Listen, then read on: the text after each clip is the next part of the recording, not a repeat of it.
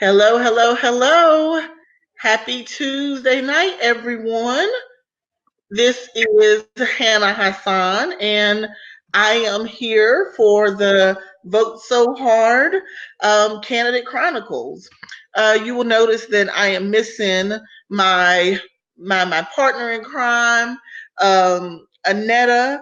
She is having some technical difficulties tonight, and the way we work is that we make a promise to be here at 9 p.m. And even if there's difficulties, the show must go on. I know that for those of y'all who joined us last week, there were like a couple of folks who weren't able to show up and things of that nature, and we still made it happen. So that's what we do around here. We make it happen. Um, so just as an introduction, Vote So Hard, the Candidate Chronicles, is essentially an opportunity for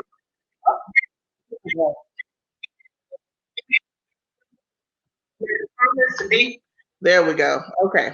We were having some technical difficulties on this end. So, Vote So Hard is an opportunity for the people at home to get the chance to see and hear and experience um, people who are running for public office in a different way. It's essentially through the art of storytelling.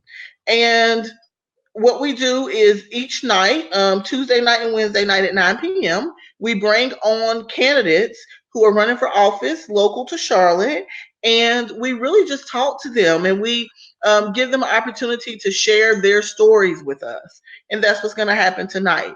So before we get started, I'm going to take a moment and make sure that everybody is, logged in who wants to be logged in. I want to give you all a chance, a second, a moment to get comfortable and to share this live with your friends, your family members, everybody. Okay, so just take a second, see that share button down there at the bottom on your Facebook page. Please share so that we can have a community conversation and it's not just, me or us. Okay, all right, take a second.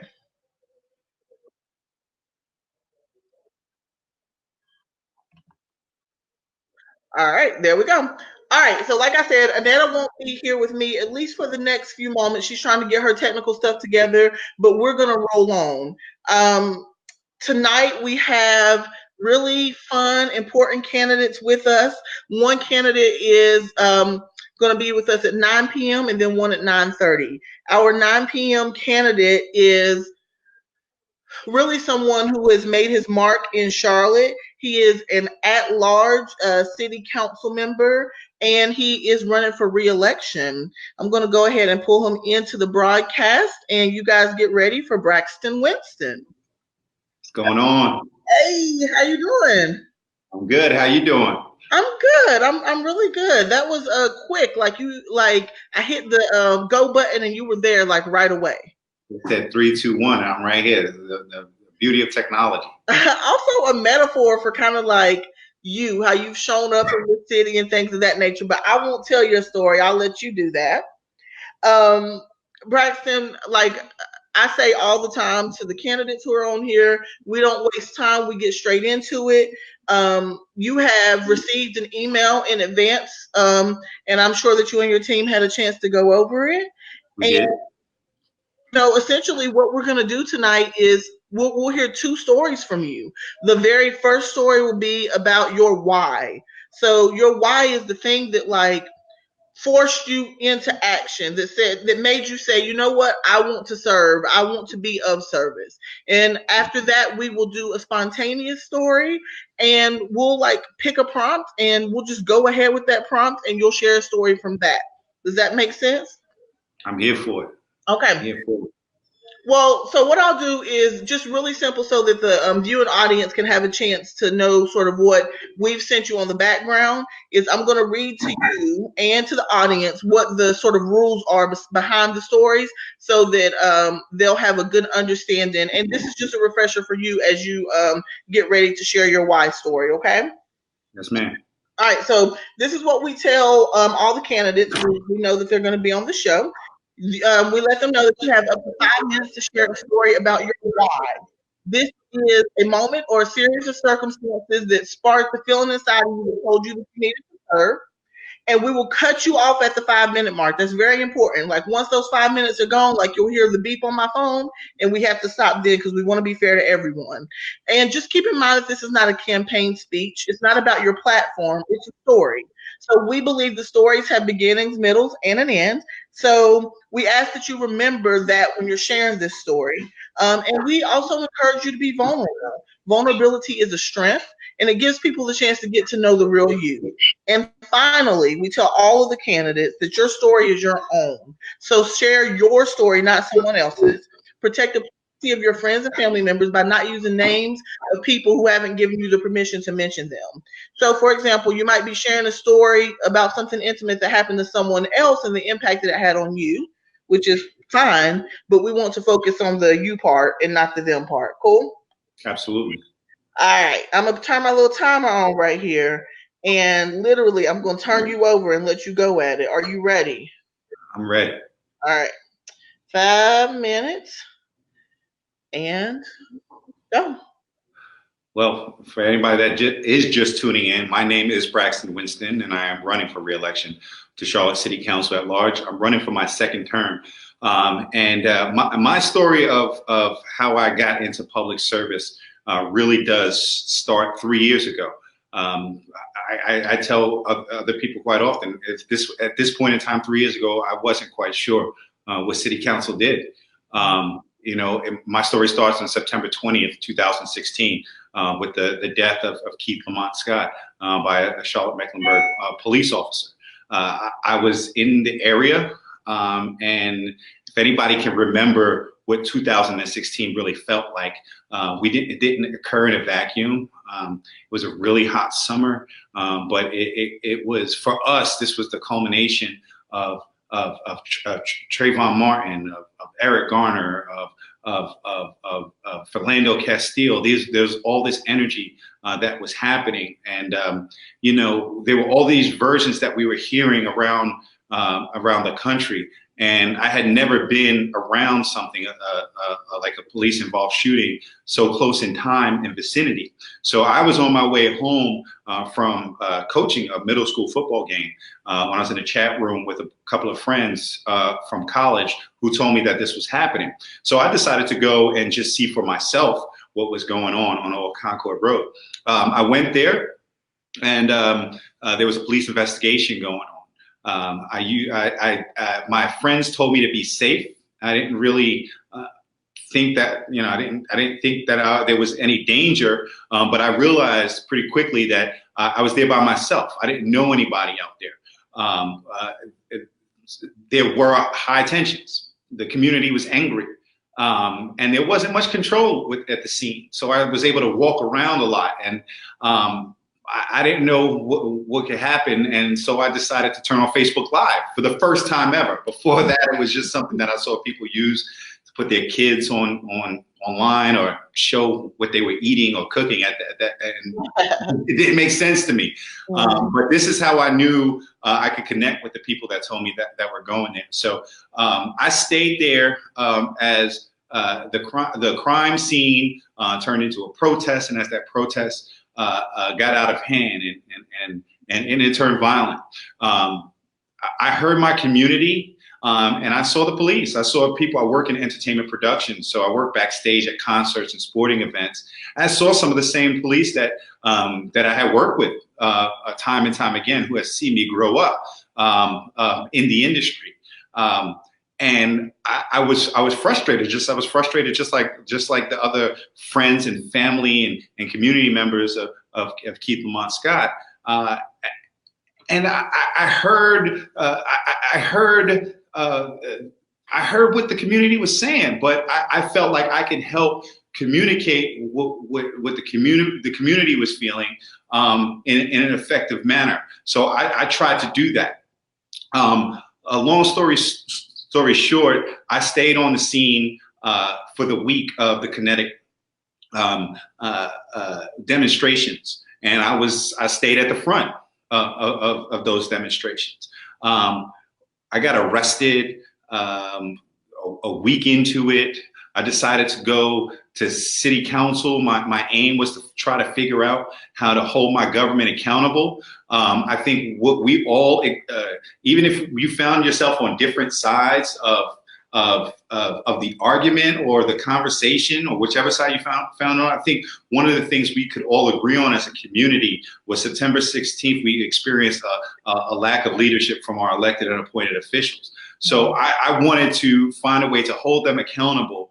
And I wanted a way to change it. So I kind of used three methods immediately after that. I used the citizen journalism aspect, using social media to show up to events, actions, and meetings in specific, especially our government meetings, city council, county commission, school board. Because I realized when I was starting to live stream some of these things, the community would interact, and they wanted to be part of this. By using that citizen journalism, I was able to build a platform, and other people gave me the privilege and responsibility of uplifting their voice, because I had a different platform than them. So I amplified those voices, and I think that's what an activist do. So I would put an activist approach, but you know, I am a student of culture and history, and I know that it's good to organize person to person, organization to organization, but to really change something, you have to change the culture. And since we're a culture of laws and policies, we have to attack that widespread change from laws and policies. So government has to be part of it. They have to be willing to change. So I tried to push forward new leaders in government, using that platform, using that citizen journalism aspect. But as I kept going and getting invited to rooms, it became very obvious that somebody else wasn't going to show up to represent the way I wanted to, and the way other people wanted me to represent. So that's time. It was a bit of, if not me, then who? If not now, then when? So that's why I did it. Okay, well, that's good. That's a good way to sum it up. If not me, then who? If not now, then when? Would you say that there was any one point during the time when you decided to run that you were questioning your decision? Questioning my decision? Yeah. No. Like once you made the choice, were you like, okay, I'm here for this?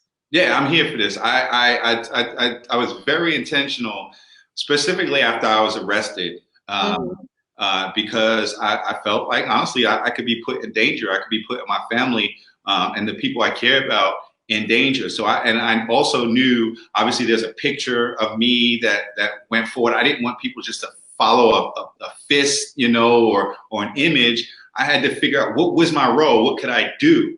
And I thought very, very hard about it. I entered the race fairly late. I didn't announce last time until June 26th, I think, when some people, the mayor had announced in December of the year before. So I was very intentional about it, and I built my team, and I got the support that I needed. And once I had that, there has been no looking back. We've been doing the work, nonstop. Yeah. Okay. So Annetta and I have an agreement that we get one question each. And since she is working her technical stuff out, I'm going to ask the second question, which will be hers. I have to justify why this is fair. I have so many. This is intriguing to me. It's your show. You get to do what you want.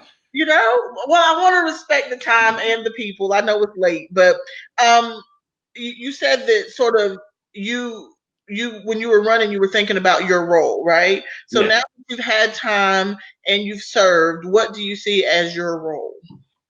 My main role and the main thing I've done is to ask questions.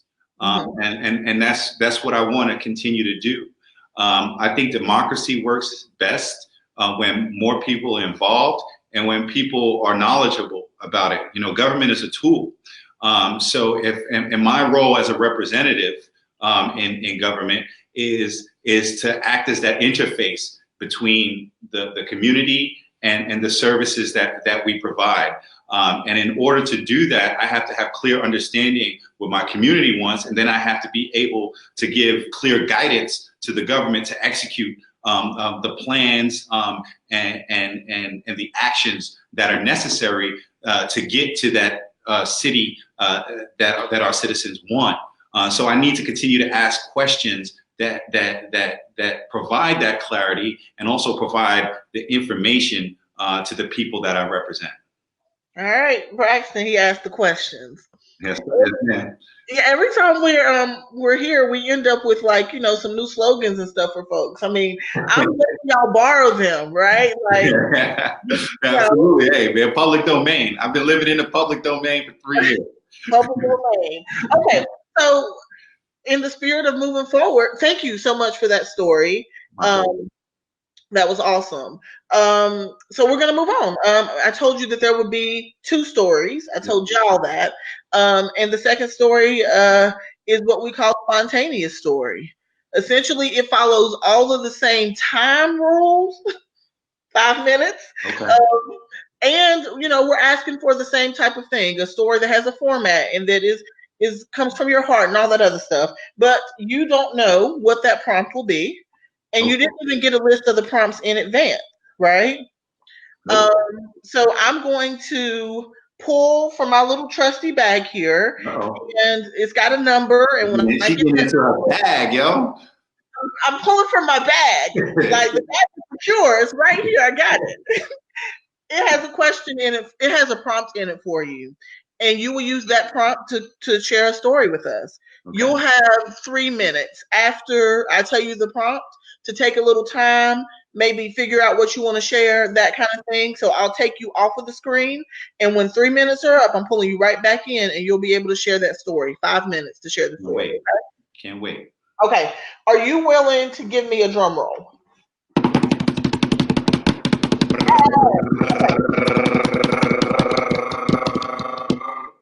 And your prompt is number 2. Tell a story about a time when you experienced a meaningful loss and the impact that it had on you. So we're talking about loss. So you're thinking about a meaningful loss and the impact that it had on you. And you'll share that story in 3 minutes. Okay. All right, I'm going to pull you back down. Hold on. Let me set my timer first. Got to keep it fair. Timer.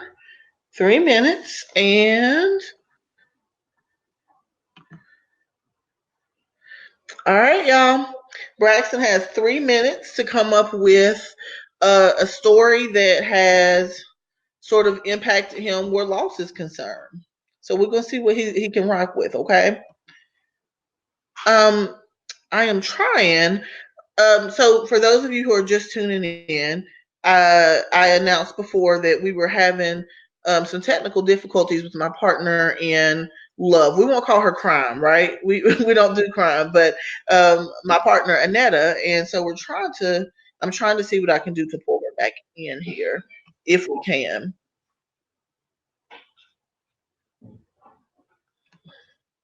So y'all just bear with me.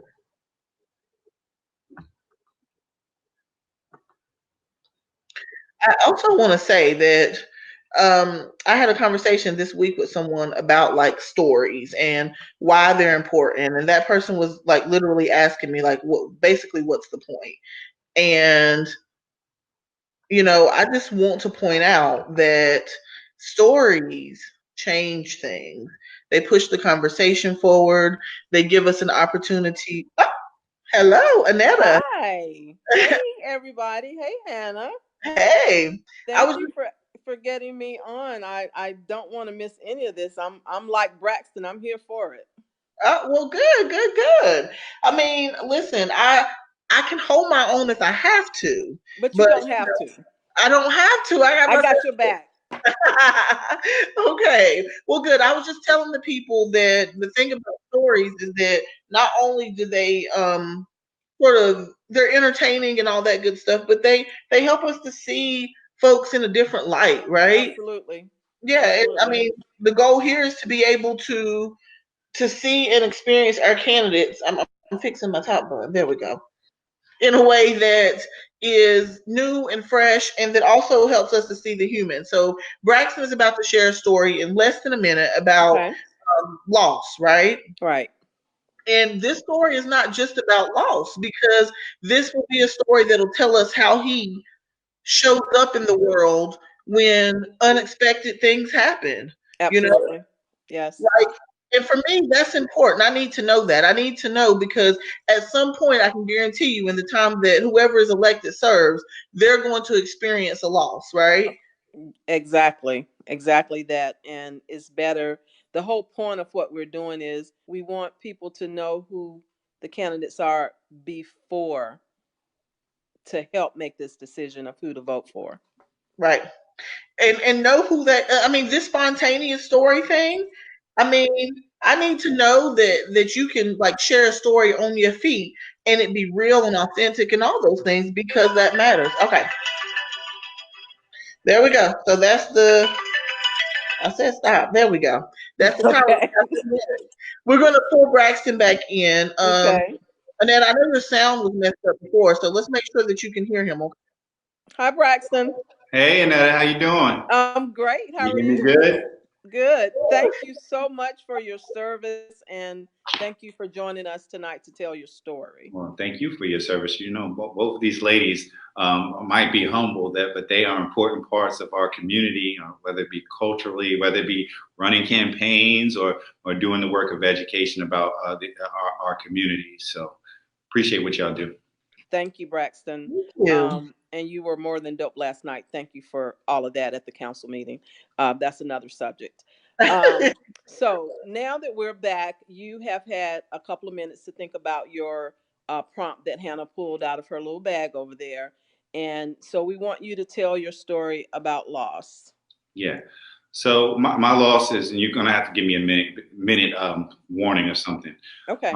It's a collective loss, but it hit me particularly hard, and we're coming up on 18 years since it, and it's 9/11, 2001. Mm, You know, we all have collective trauma from that. But I grew up in a New York City firehouse.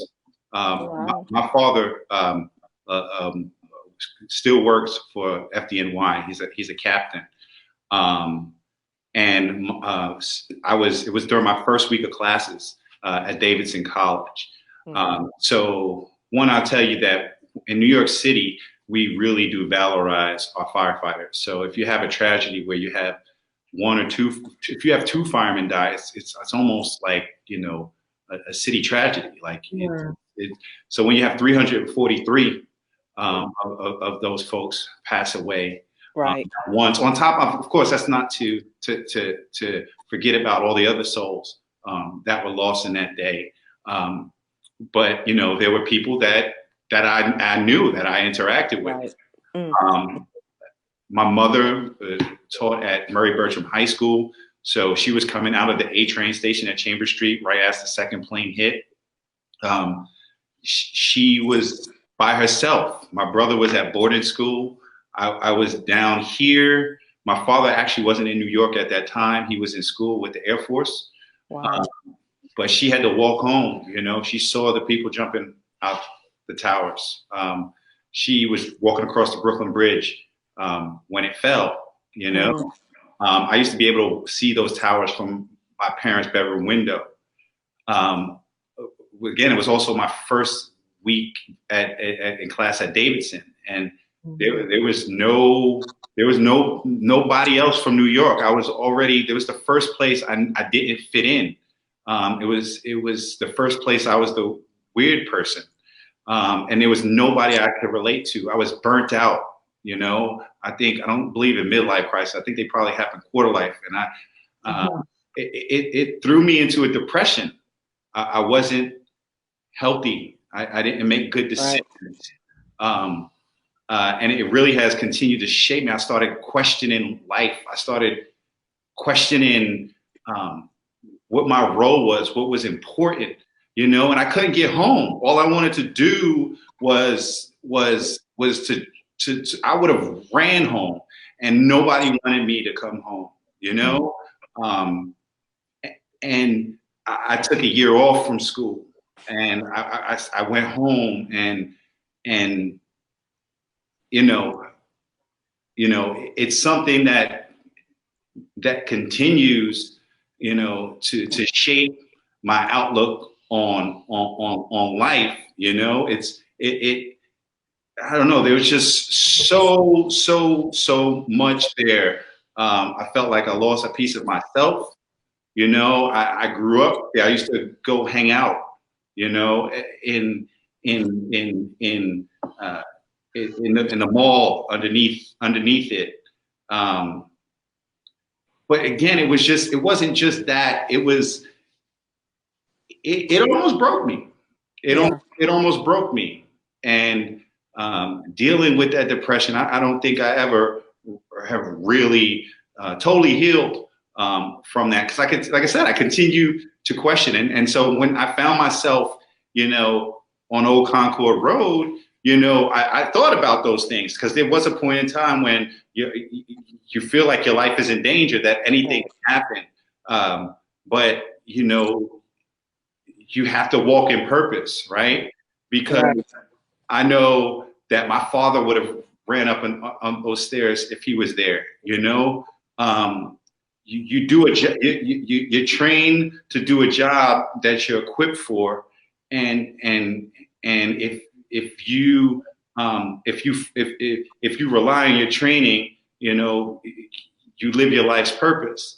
I've always been trained to be a leader and to question leadership, and to speak from a place of knowledge, and not to be afraid to be vulnerable, and to be wrong, and to ask questions. So it took me a while to get back on the saddle. To be completely honest, anybody that knows me from college, you know, Mm-hmm. that it was a struggle, and it wasn't because I wasn't able to do the work, but I continued. I never stopped questioning. You know, uh, Yeah. why we do what we do. You know, I felt like, I don't know. I don't know. I just it didn't make sense that I would work so hard to write a paper that just got a grade, and you know, there was, I don't know, that what was the purpose in life? What was the purpose of the world, and everything that I was doing? And Yeah. I continue to try to figure that out. Braxton, if you had to fill in the blank and say on 9/11, the greatest thing that I lost was a sense of what? That's a good question. Um, you know, I really do think I lost a sense of purpose. Hmm. I had been on a path of higher education. I was always, when I was in public school, I was always um, in the gifted program, or whatever. I got the opportunity to go to a very privileged boarding school. I went to Davidson, which was the Ivy League of the South, and I just didn't get, you know, what I was supposed to be doing. You know, somebody actually just commented, "Pain has purpose," and I have a tattoo on my arm. Absolutely. I have a tattoo on my arm, and I actually got it in when I was in high school, and it's a picture of a person breaking that's chained to a rock, who's breaking those chains, and it says, there's an inscription on the rock. It says, "Pain is pure." And the reason I put that there is because, and it's a metaphor.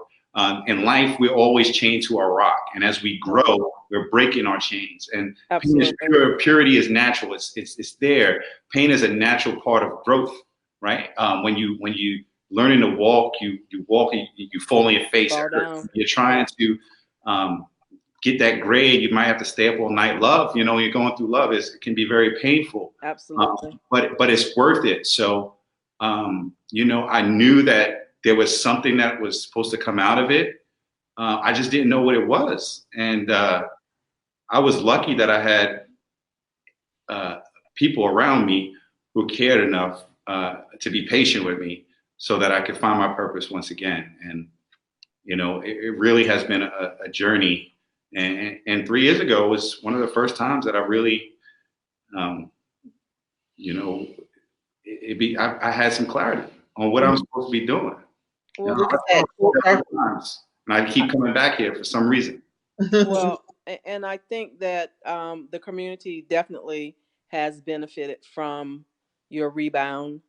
The community has benefited from the lessons that you continue to learn. And I think that is evident in the passion that you show for those that you try to help and that you want to help. So, to that, I salute you for doing so and say thank you for telling us that part of you um, that was painful to tell. But I always believe that when we go through things, it's not really for us, it's always for somebody else. So Mhm. even tonight in telling your story, you may have helped someone else. So thank you for that. I know that we are running a little bit over, so we're going to give you like a minute and a half to do your campaign spiel. Say it again. I'm sorry. To do your campaign spiel. Okay. Anything Well, you want people to know. okay. Well, again, my name is Braxton Winston. I'm running for city council at large, which means wherever you live in the city, you can vote for me. I continue to work for a more equitable, accessible, and interconnected Charlotte. I think equity starts with jobs, good paying, bringing in good paying, career path, benefit wielding jobs for existing Charlotteans that provides that equal pay for equal work, regardless of who you are, where you come from, or who you love. And then when folks have those good paychecks in their pockets, they need to go home to safe and secure homes. And I think we can do that if we continue to reimagine how we develop neighborhoods. It can't just be about the units that we build. So we need to reimagine neighborhoods that exist with market level housing built in close proximity to workforce housing, which is also in close proximity to low income affordable housing, while these neighborhoods are built around the services and amenities that make neighborhoods desirable. Those are good schools, access to jobs, good food, good healthcare, and faith communities and entertainment. And we need to make sure that when folks are able to afford a place to live, they're not like in a satellite somewhere in the city that isn't connected to everything that's happening. So we need to continue to make massive investments in our transportation infrastructure. That's roads, that's rails, that's buses, that's making sure that we have sidewalks so that we can have more walkable communities, and anticipating more disruptive technologies like scooters and other people movers that will be coming online. But in 2019, access is not just physical, it's also digital. 20% of homes around Charlotte don't have access to high-speed internet. Up to 40% of West Side homes don't do that. So that means regardless of what CMS does, if kids can't go home and access their homework or lessons, they're working from behind. If you can't get a job, like work from home options in our financial services community, because of the zip code you live in, we're working from behind. The only way we can do these big things if we provide solutions in an interconnected fashion, working with different levels of government, making sure that we agree on where we need to be working and provide comprehensive policy and programming around these things, and also continuing to create public-private partnerships that will provide scale and market solutions to this. And those public-private partnerships can't just be with big corporations. We need to find ways to continue to support individuals and organizations on the grassroots who traditionally aren't able to get that type of support because they don't have things like 501c3 status, but are doing good work. So that's the approach that I've been taking for the past 2 years, and that's the approach that I want to continue to take over these next 2 years. Again, my name is Braxton Winston. I'm running for re-election to Charlotte City Council at large. So that means anywhere that you are in Charlotte, get out to vote right now at any early voting location in the county. But if you're not registered, do that at early voting. And if you are already registered, you have one last chance after early voting ends next Friday, September 6th, on Election Day, September 10th. Absolutely. All right, Braxton, thank you so much. Thank you. Thank you. Yeah. Y'all are doing good work. Thank you. Share it with all right now. All right, now we're gonna let our good friend Braxton go, and we're gonna bring in another candidate in just a moment. All right, Braxton, have a good night. All right, good night, y'all. Bye-bye. Bye. All right, y'all. So while we're transitioning over, we're waiting for our next candidate to come in. She is running for city council in a district seat, and District 6. yes, and trying to get logged in right now. Okay. Um, for those of you who are just joining us, we just heard from our one of our current at-large city councilmen, Braxton Winston. He shared two very important and moving stories with us, Yes. and if you're just tuning in, we ask that you share this on your page. So just hit the share button and maybe tell people to watch with me, tune in, whatever, because we have one more candidate with us. And if you're just now tuning in, go back later and watch Braxton's stories. They were really powerful. Absolutely. Yeah, I really enjoy when people are able to be vulnerable, and that's really important. Okay, so Gina is trying to get logged in with us right now. Okay, and while we're waiting for Gina, I want to piggyback on one thing that Braxton said at the end. Early voting is going on right now, and we only have until next Friday um, as the last day. So if you have not voted, please, please, ma'am, please, sir, go vote this week. Yeah, we can't say it enough. So I live in an unincorporated area of Charlotte, which means that Wow. this like 1 mile stretch of where we live is not incorporated, and I'm not able to vote in this election. And it really breaks my heart, like especially with doing something like this. So for those of you who can vote, don't take it for granted. And on top of that, like just please know that there are so many people in the race, especially for at large city council and for some Yes, districts. Don't take anything for granted. Just because you think someone is popular or has a name in Charlotte or whatever, if they're doing the work and there's someone that you have respect for and you want to see them in office, you must vote. absolutely. Yes, Period. it's very important. And get to know the candidates. If there's somebody that you have question about, just go to their website, just Google their name, go to their website and make contact with them. And that will be an opportunity for them to contact you back to get any questions that you have answered. Yep, absolutely. And then stuff like there are candidate forums where you can get to know the candidates on a Absolutely. more political level, and then there's stuff Yes. like this where you can get to know the people behind the politics. So again, Yes. we're waiting. Our other candidate is trying to get logged in right now, and just bear with us, and we'll definitely be going um, into some stories with her as well. So that should be fun. Okay, so should we we can go ahead and say who our candidate is. Yes. Um, okay, so our candidate that we're waiting for is Gina Navarrete. Gina is running for Charlotte City Council, District 6. And we will be excited to talk to Gina once she gets connected. Yes, I'm texting with her now, just trying to see what's happening with the link. But she said she's trying. She's doing it right Tech now. Technology is a wonderful thing. It is a tool, right? It is a tool. But it Yes. can be, real fun and Yes. not. Yeah. And yeah, it connects us. Okay. She's trying to log back in.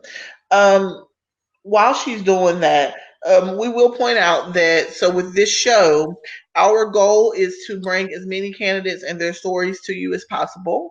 Um, Currently, because of the way that the Charlotte race is right now, which is essentially city council and mayoral candidates that are on the ballot, that's who you're going to hear from with us until after the primaries.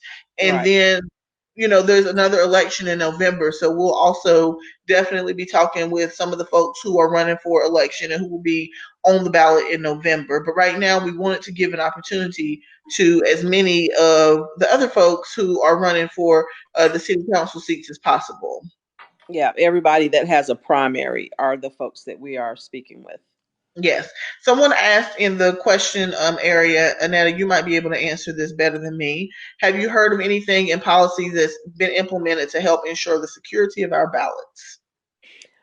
No, I have not. I know that the machines were tested and tested again and tested again, and the safety of our ballots has been secured. But because this is such a new process, and as we know right here with what we're doing with technology, um, everything could be tested for 6 or 7 times, and on the eighth time, something could happen. So um, that's going to be a wait and see. That's going to Yeah. be a wait and see because this is a brand new process, and I understand that you know the election process is trying to be as streamlined and efficient as possible, but this is too important for any issues 2019 and especially 2020. So all the kinks and all the bugs need to be gone. Yeah.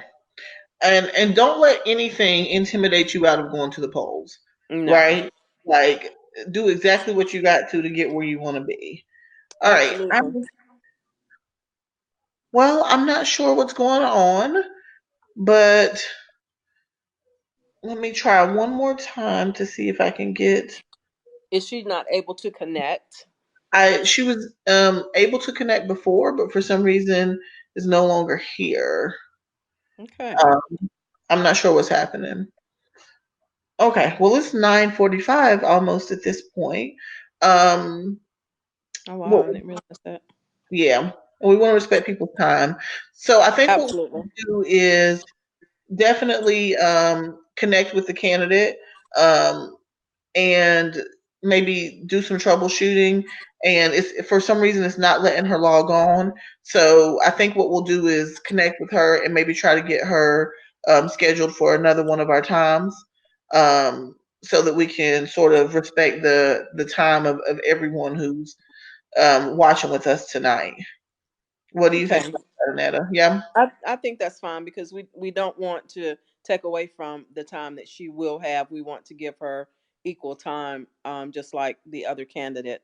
yep, And if that is amenable to her and she is willing to reschedule with us, then let's go ahead and get her on the books and make sure that we can test her technology and get her yeah. connected. All right, you all, huge, huge, huge thank you to Braxton Winston for sharing time and space and stories with us tonight. Um, Absolutely. Thank you. yes, and we have two candidates hopefully tomorrow night that will be joining us and doing some more stories. So same time, 9 p.m. Please join us, and we will see you tomorrow night. In Thank the you guys meantime, for joining. yes, don't forget to go vote so hard. All right, y'all have a good night. So hard. Good night.